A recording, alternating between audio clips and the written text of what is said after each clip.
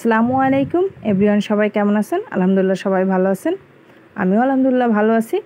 আজকে সবার পরিচিত একটা ডেজার্ট তৈরি করব, ডিমের পুডিং। এটা অনেকেরই প্রিয়, আমারও অনেক প্রিয়, আমার বাবুরও। আমি প্রথমে 3টা ডিম নিয়ে নিলাম, 1.5 কাপ পরিমাণ চিনি নিয়ে নিব। অনেকে চিনি বদলে আপনার সুগার পাউডার যেটা বলে, আপনার চিনি গুঁড়া করে নেয়, ওটাও নিতে পারে।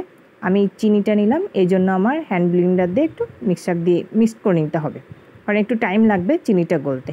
করে নিলাম, দেখেন সুন্দর করে এভাবে করে নিতে হবে। হয়ে গেছে আমার, চিনিটা গলে গেছে। দুধটা দিয়ে দিলাম।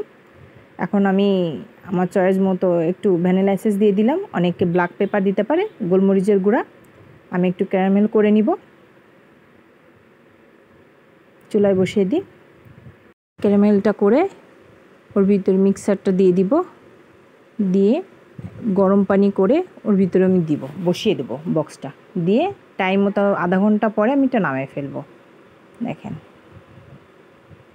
আধা ঘন্টা পরে আমার পুডিংটা একেবারে পারফেক্টলি, কত সুন্দর ইয়ামি, আসলে খেতেও অনেক সুন্দর হয়েছে, অনেক সফট, কোনো বাবল নাই।